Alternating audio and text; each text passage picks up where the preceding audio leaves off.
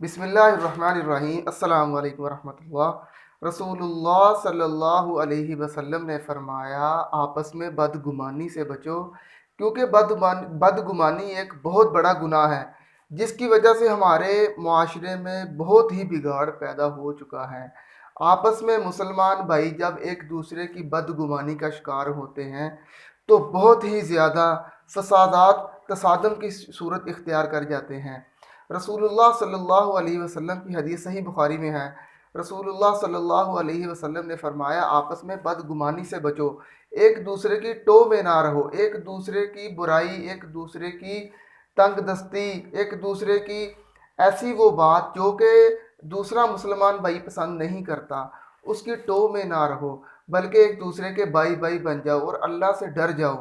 اس حدیث کا حوالہ صحیح بخاری حدیث نمبر 6724۔ والسلام ورحمۃ اللہ وبرکاتہ۔